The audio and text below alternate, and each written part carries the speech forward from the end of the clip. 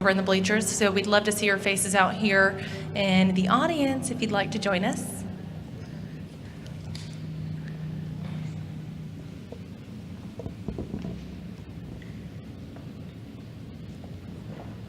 Yeah. I know, it's super bright. You good? Awesome. Okay, well, thank you all so much for joining us this evening. We're here for our second meeting for this proposed development here next to the Stratford Richardson YMCA. So thank you all so much for coming out. We're going to first just start off the evening by going over kind of a brief overview of why Stratford Richardson, why this proposed development, and what we're kind of, laying the land for it. But then really we want to open it up to anyone who has any questions, input, comments. So that's really going to be the bulk of this evening, is hearing from you all. So without further ado, I'll start it off with Rhonda Anderson, who is with the YMCA. Good evening, everyone. Thank you for coming out once again. My name is Rhonda Anderson, and I have the honor and privilege of serving as Chief Operating Officer of the YMCA of Greater Charlotte. How many of you were here for the first session in October? Okay, a couple of folks here. Well, welcome back if you did attend the first session, and welcome to those who are new here this evening. And do we have any public officials here with us, any elected officials here this evening that we can recognize? None this evening? Okay. Well, I want to just take a moment to acknowledge that we do have our CEO here today, Todd Tibbetts. So Todd, thank you for being here this evening. And wanted to just give a really brief overview of what I shared on the session in October. The Stratford Richardson YMCA is one of 19 YMCA branches that we have in the Charlotte community.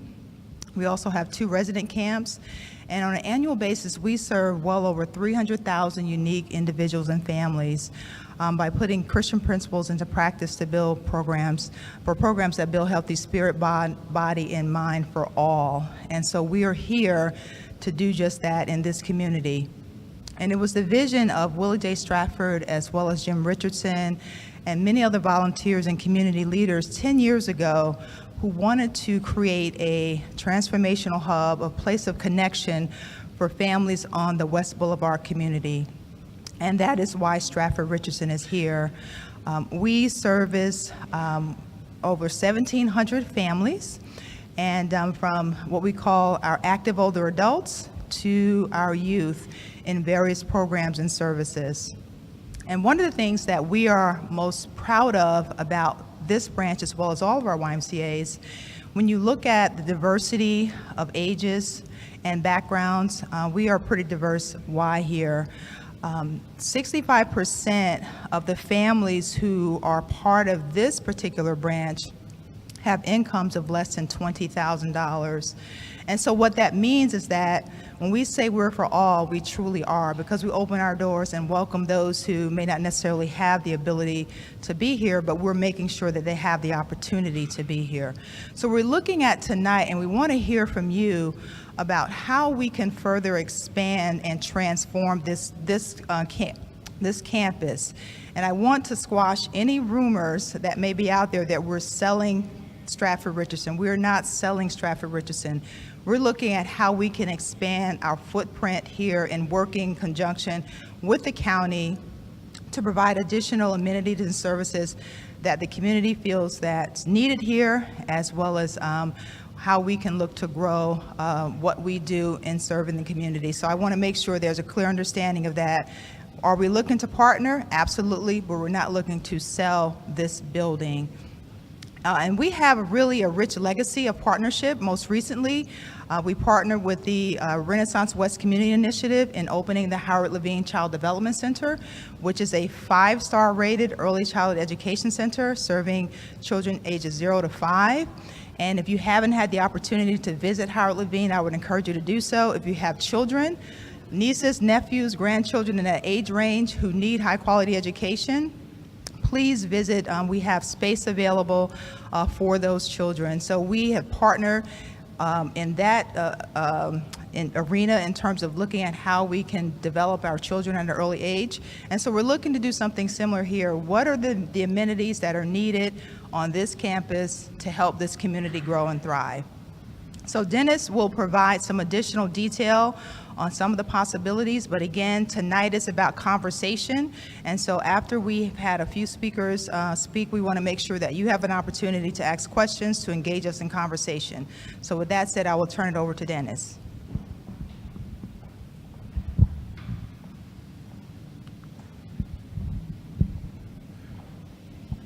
Thank you, and good evening, everyone. Thanks for joining us tonight. Again, my name is Dennis Licari. I work with Mecklenburg County, and part of my responsibility is overseeing an initiative called Bringing Mecklenburg County to You, which involves changing where and how we deliver our resources to the community. And one of the linchpins of that is developing community resource centers throughout the county where people can go and access every one of the services that the county offers in one place. We have acquired the northeast site that is the former North Park Mall at North Tryon and Eastway, and plans are underway on that. We will begin community engagement there. This is the west site, and this is our first foray into community engagement like this, because this is really our first foray into any undertaking like this. If you're familiar with the way county services are currently delivered, you have to go 3 or 4 different locations throughout the county, which is very difficult in the course of one day in order to access the full slate of services, and we have to do better at that. But we also know that simply delivering a county office building doesn't change a neighborhood, and in and of itself may or may not change a life, and we need partners and these partnerships in order to expand access to opportunity and try and make things better for the residents that we serve. So at each one of the sites, we have some things that we have to accomplish. And here, because our partner is the Y, there are 3 things that we have to accomplish. One of our other partners is the library. So we need a community resource center, as I've already described, which is an office building that'll be in use basically 8 to 5 Monday through Friday, providing community services, but it could also be used for additional purposes, evening meetings, other sorts of things. We haven't designed a building. We don't exactly know what it looks like. We have a prototype in operation right now at Valerie C. Woodard on Freedom Drive. If anybody's interested in seeing how we're starting to shift our services and our service delivery model, it's in its infancy, but you get an idea of the way that we're moving towards a more human-centered approach for our customers. The building will probably be in the 90,000 or so square foot range, probably 3 stories, but we're very early in discovering what that building is going to look like and trying to figure out what it looks like in the context of a larger development. As Rhonda alluded to, we need an expanded YMCA in order to better serve the residents and the neighborhoods and the community at large. And with the library, the West Boulevard Library, it's quite frankly underserved, and if you've been there, it doesn't have enough parking. There's been a project on the board for years to expand that library, but it wouldn't expand it by the necessary square footage to make it really work, and we'd be taking more of the parking spaces away that the library can't afford to lose. So relocating the West Boulevard Library branch to this site is something that we feel like we have to do. But then there are things that we want to do. And those things include residential, a mixed income neighborhood, some commercial, what that mix is, what those types are, not entirely sure, but we have some ideas. And then community space, something that knits the fabric together and can be an amenity for folks who live, work, and play here and in the broader community. So we have a pilot name, Prospect Landing. Doesn't mean we're married with it, but it's been the name that we've been using to describe the project, just so that people can keep it straight. And what we're talking about when we're talking about this project is the acreage owned by the Y, acreage that's owned by Brookstone that the Mecklenburg County currently has under contract and is slated to purchase by the end of the year, and some additional holdings nearby. Nothing has been decided. We don't know what this looks like. We don't know what goes here. We don't know what doesn't go here. We just know what we need to accomplish when the county moves forward with its plans, and we know what the Y wants to accomplish, and then we know what we all would like to see happen. One of the opportunities that's presented here is currently Donald Ross Road runs out to Wilkinson. It's a right in, right out sort of situation. You don't have full access, and it crosses the train track. There's a plan in place to close all of the at-grade crossings along Wilkinson Boulevard. And so there has long been a plan on the books to relocate Donald Ross Road to connect to Ashley Road at that light at Wilkinson at the Walmart. We have an opportunity as the prime mover to kind of set the stage for how that road behaves and think about how it lines out to best allow us to cooperatively develop the site. So this is one rendering of where the road could go, but it starts to show you how it changes the character and the nature of the site as it currently lays. So then you start looking at how do you set that up, and you start thinking about how your commercial and office component kind of fronts West Boulevard. That's where the commercial stuff wants to be. And then you buffer that then with some residential that could be of mixed types.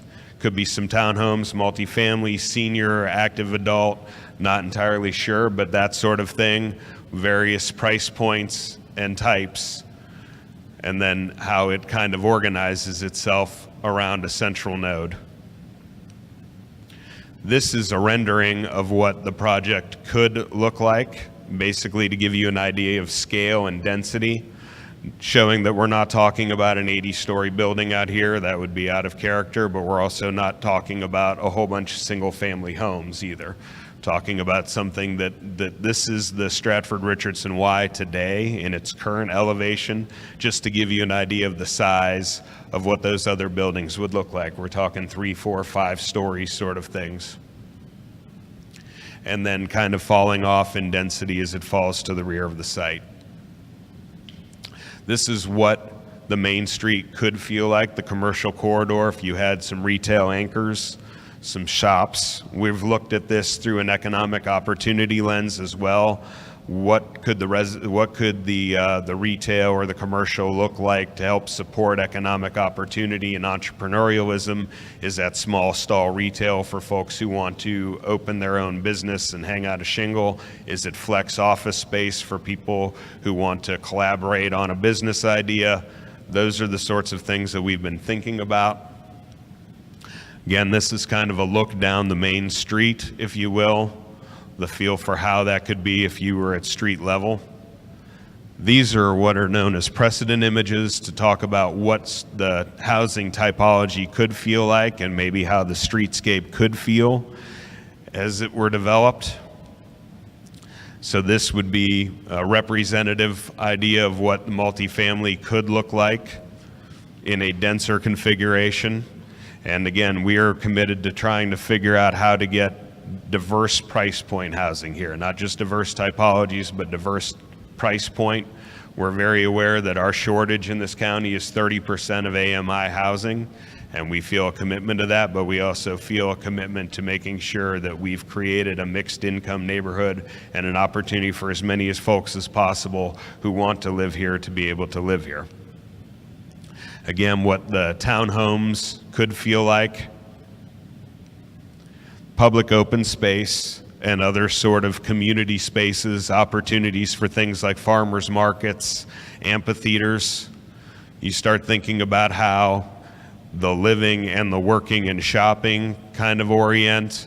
This is an idea for how you could have a 1 or a 2 mile loop through the site, walking trails that would be connected and allow people to walk, bike, jog while staying in their neighborhood.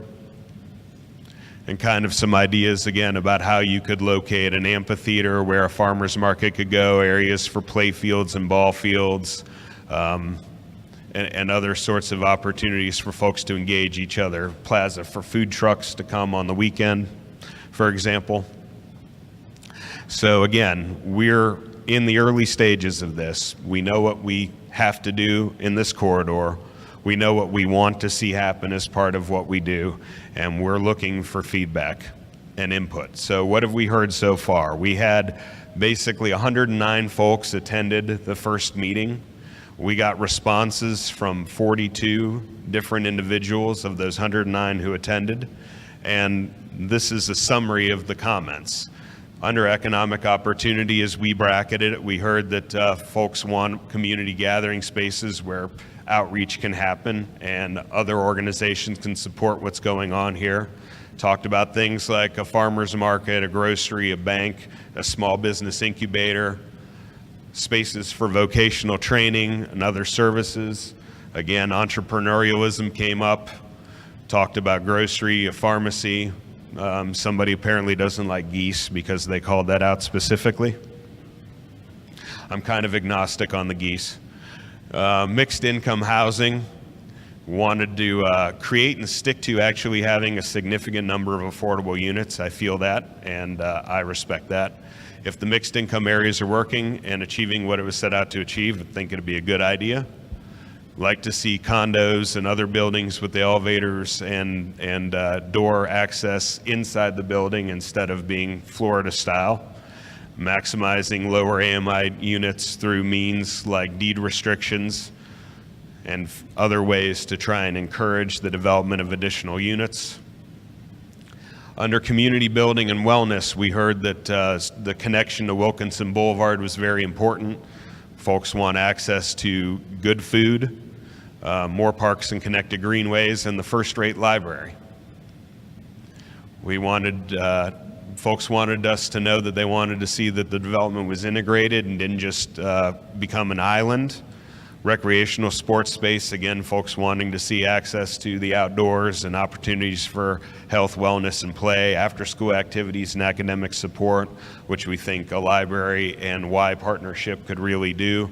Multi-use trails, as you've seen, we've done some thinking about that sort of thing already, but good to hear that our thinking's being tested. So we asked how likely would people be to move here. 16% said they were moderately or highly likely to move here. 16% didn't respond. And then we had 16% that were neutral. As far as why they were likely or not likely, we didn't get really any clarity on that. But we did get some individual comments, such as looking to purchase, opportunities for home ownership, which is something that we'll have to wrestle with relative to the affordability piece, because we have to figure out how, if we do that, to make sure that those units then stay affordable.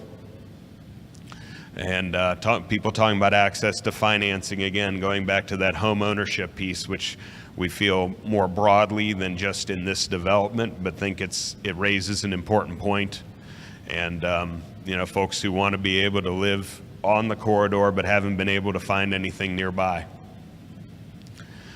We heard that we need to be more clear on our boundaries, and right now we don't have well-defined boundaries. So some people would tell you I don't have any boundaries, so we're trying to figure out exactly where those lines are drawn and what's in and what's out of scope and where the property lines end and who's going to wind up owning what and how that's going to behave. So it's hard. We're being as transparent as we can right now. And we'll continue to be as transparent as we can. So if I'm telling you I don't know, it's because I really don't know. Funding should be spread across West Boulevard to encompass the entire community. When does mixed income really work and not become gentrification? And again, I think parallel to the second comment, don't want the redevelopment to be just this one site.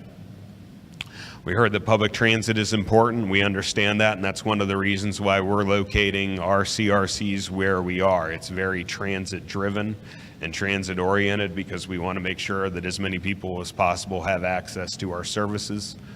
We like that the library is upgrading and getting larger, keeping low-income housing plentiful, figuring how to make a diverse neighborhood, thinking about the children, including parks and fields, opportunities for kids to be active. Then we asked, what would you like to see at this development? We heard affordable housing, home ownership assistance, again, outdoor play space, grocery, more greenways, parks, trails, a first-rate library, safe lighting, making sure that we were going to be invested in ongoing maintenance and operation of the site, transportation access, and quality and affordable childcare programs. So with that, we're going to open the floor up to questions and answers. I'm going to turn it over to Amanda to kind of lay the ground rules and call up our presenters.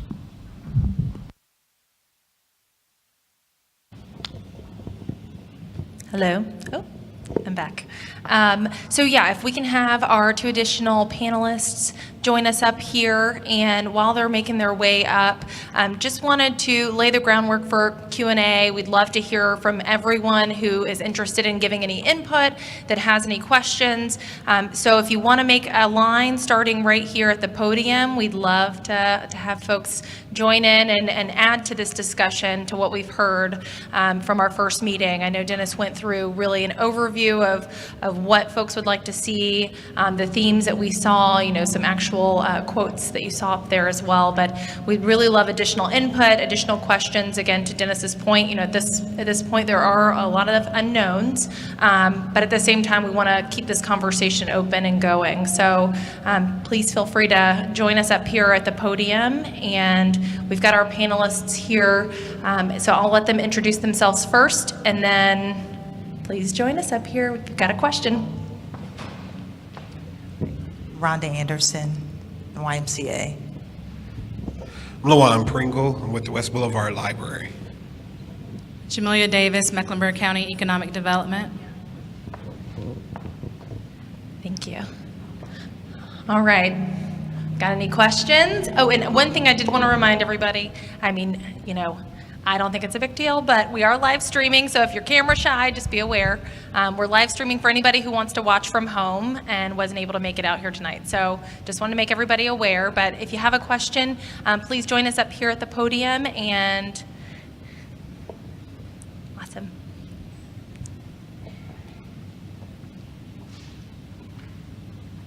Hi, I want to ask for y'all to talk for a minute about the grocery store concept, knowing that there has been some talk about, for years now, having a grocery store across West Boulevard, and that hadn't happened. And I think it's just increasingly important for the community, and just want to hear about your thoughts to date about positive, negatives, interested parties, just emphasizing the importance of making that happen for the community.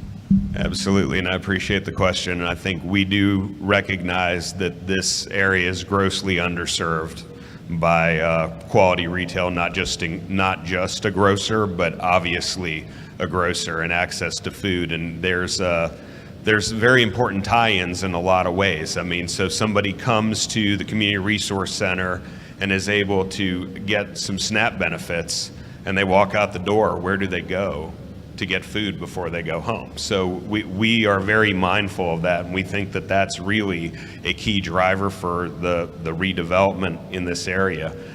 I don't have a solution. We're having conversations. I think we're open to whatever is going to be the best fit for the issue at hand, and whoever can help us solve the problem most ably. So I'm not committed to a particular brand or flag or approach. We are just committed to trying to figure it out and make it be a part of this development.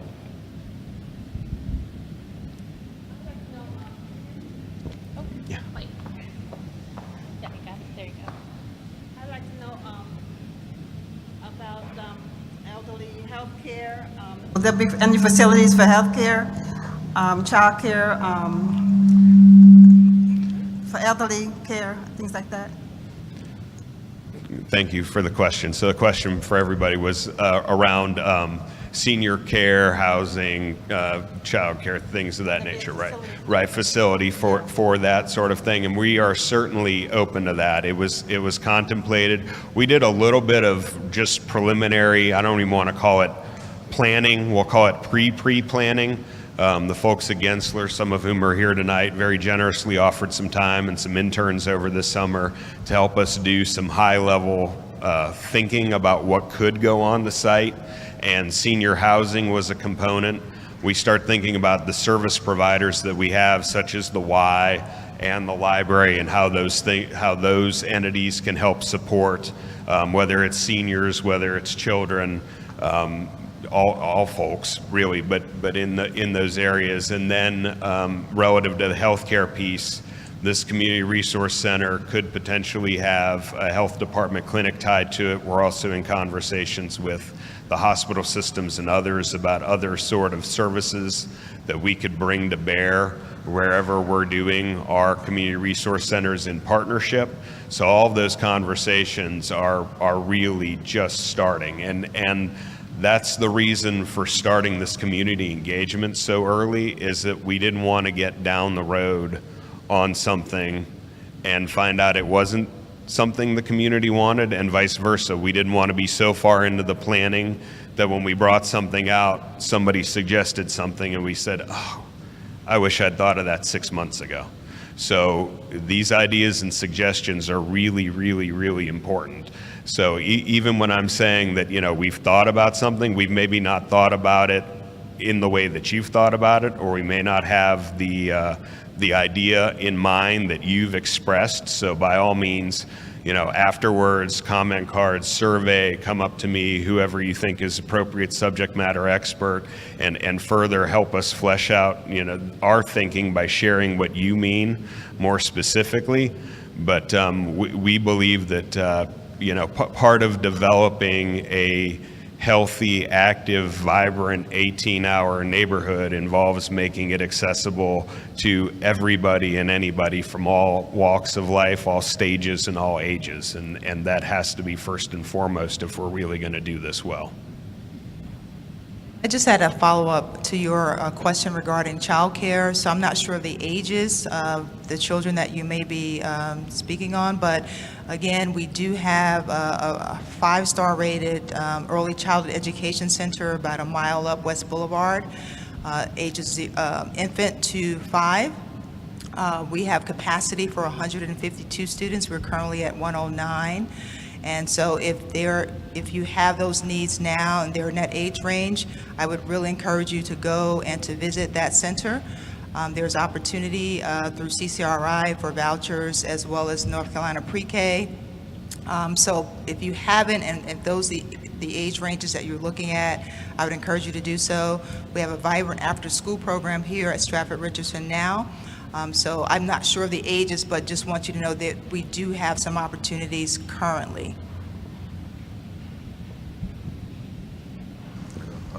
Good evening, and thank you for having me. Thank you guys for putting this on. So I got a 2-part question. So number one, funding. How is this being funded? What is the funding strategy or model for this? And part 2, as a minority contractor or developer, what is the process to get involved to bring, some of the talent that is needed to this project? Absolutely. Why don't we go with the second part of the question first? Let Jamila field that. So the second part of the question, being a small business owner, a minority contractor, you would... Not a small business.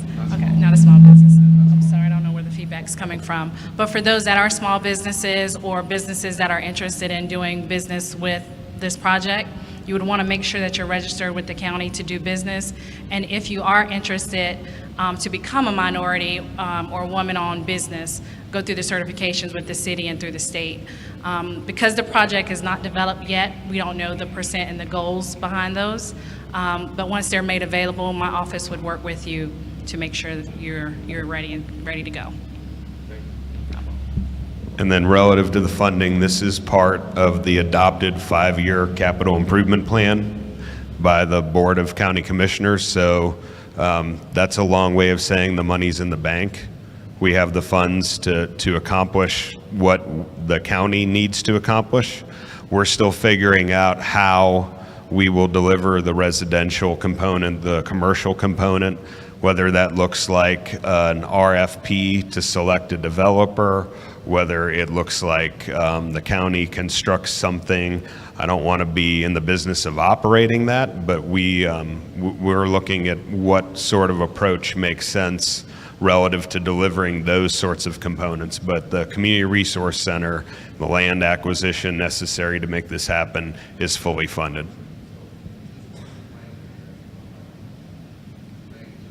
Well, I don't know because I don't know what the building's going to cost. I mean, I don't have a design, so I don't have a price. But, 90,000 square feet, it's probably $30 million. So, it's not an insignificant investment in and of itself for the community resource center. And then you've got a 20,000 square foot library. So whatever the WISE expansion plans are. So you can see this is not going to be an insignificant investment on this site and in this corridor. Yes.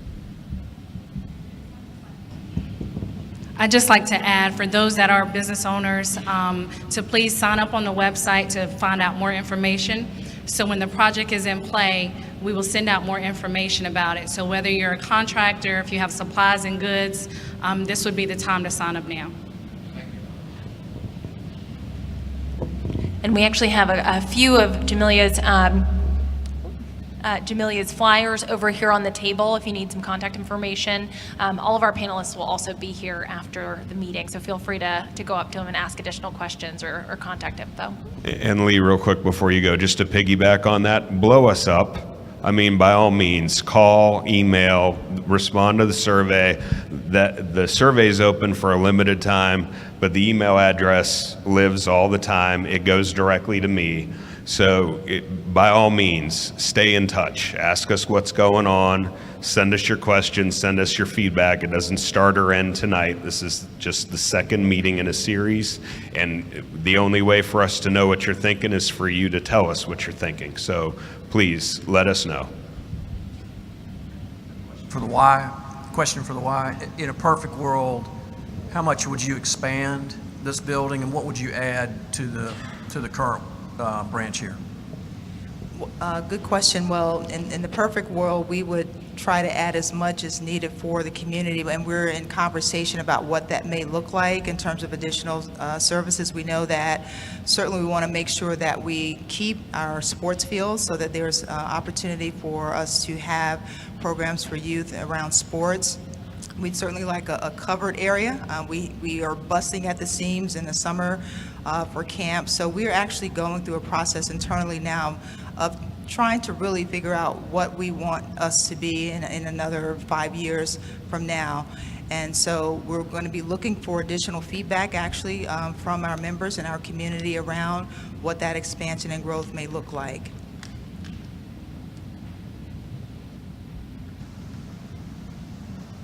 Hello, I'm Shaniqua. I have a question in regards to the strategies that you guys are using to connect with those community organizations along the corridor to ensure that the residents are getting the things that they need.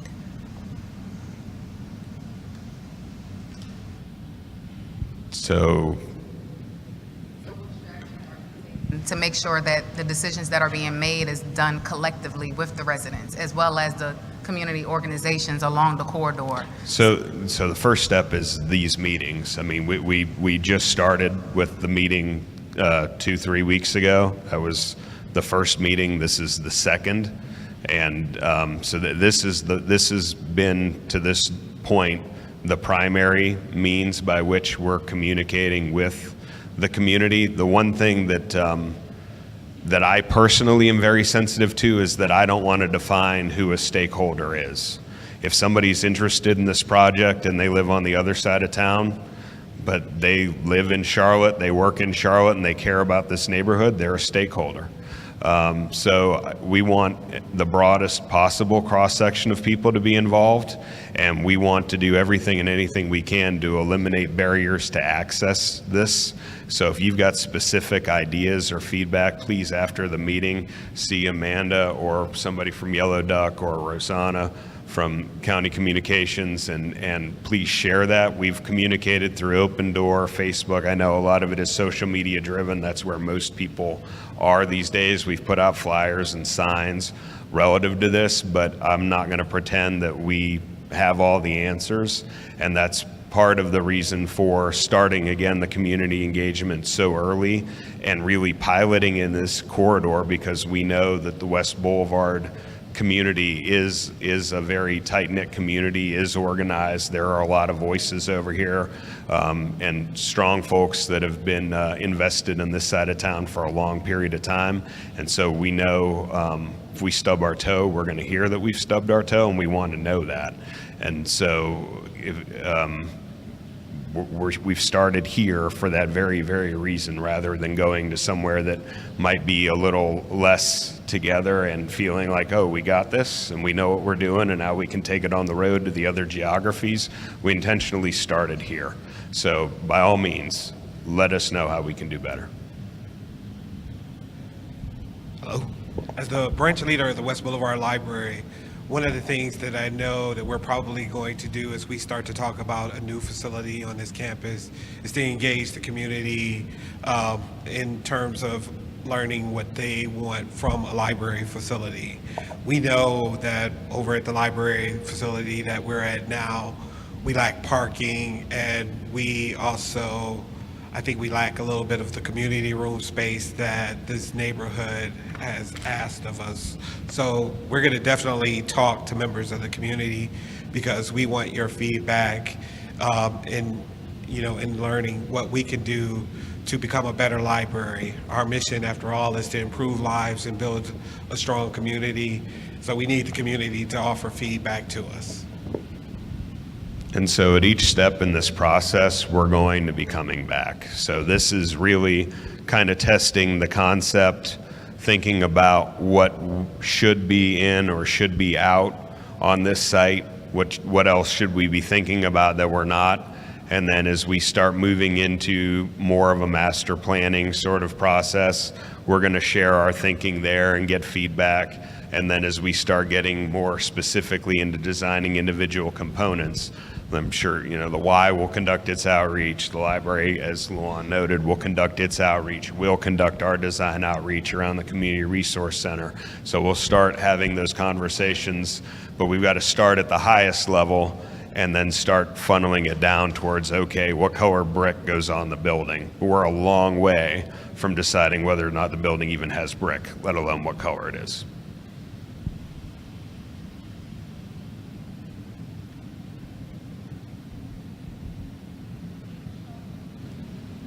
Any additional questions, comments?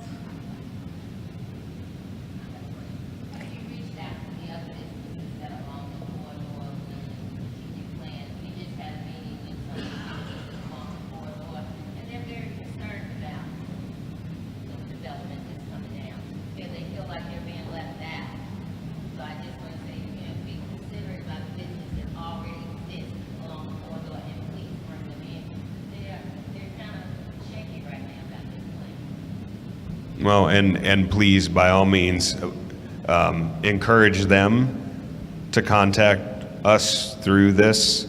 If you know somebody that's raised a concern, encourage them to come to the next meeting.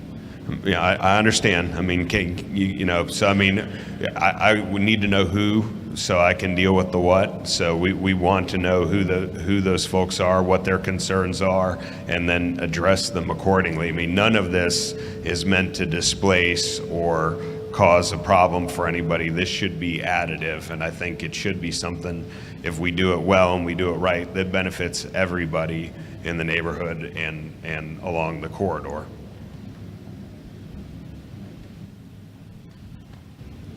Thank you for that. And any additional questions? All right.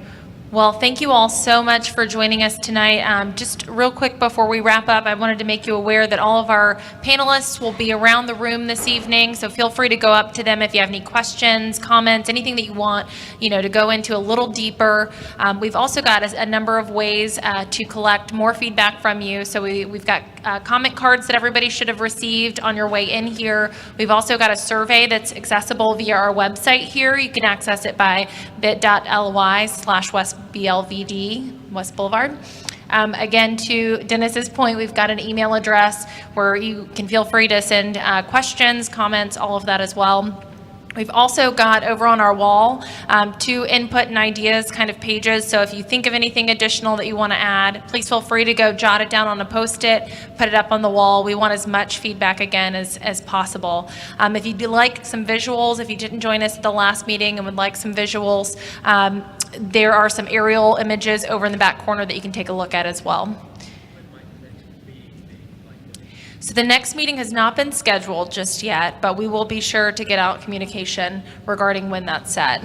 Yeah, our thought process was that, given the time of year, first thing, please fill out the survey, send us other feedback.